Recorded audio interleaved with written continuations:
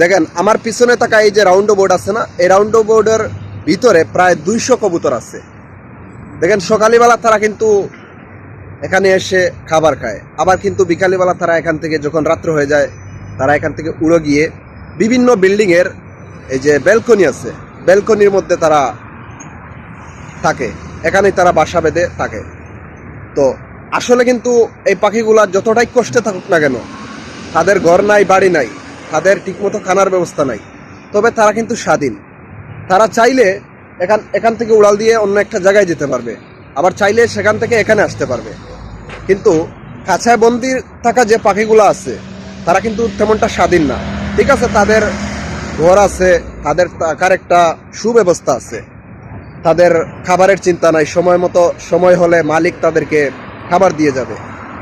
কিন্তু তারা এই পাখিগুলোর মতো কিন্তু তারা স্বাধীন না। তারা যেখানে মন চাইবে সেখানে কিন্তু তারা যেতে পারবে না।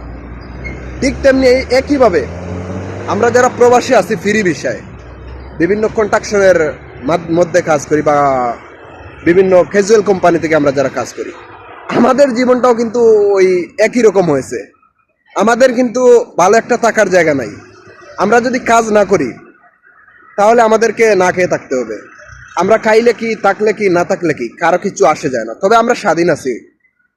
আমরা চাইলে একদিন কাজে নাও যেতে পারি, আমরা চাইলে কোথাও ঘুরতে যেতে পারি, আমাদের মন যেখানে চায় সেখানে আমরা ঘুরতে যেতে পারি, আমাদেরকে বাধা কেউ দিতে পারে না। আর এই সামান্যটুকু স্বাধীনতা পেতে গিয়ে পাখিগুলা যেমন তাদের ঘর ছাড়া, মালিক ছাড়া, তাদের থাকার ভালো একটা ব্যবস্থা নাই, খাবারের ভালো একটা ব্যবস্থা নাই, ঠিক তেমনি আমরাও আমাদের ফ্রি ভিসায় কাজ করে দিন শেষে আইডি আমাদের দিতে হয়, টাকা খাওয়ার ব্যবস্থা আমাদের নিজের করতে হয়। এমনকি যখন আমরা দেশে যাই তখন যে আমরা টিকিট নিব, এই টিকিটটাও আমাদের নিজের পকেটের টাকা দিয়ে নিতে হয়। তো জীবনের সর্বক্ষেত্রে স্বাধীনতা পেতে হলে আসলে কিছুটা স্যাক্রিফাইস করতে হয়, একদিকে পেতে হলে আরেকদিকে ছাড়তে হয়। তো আমরা ফ্রি ভিসা যারা আছি বিদেশে, আমাদের জীবনটা এইরকমই।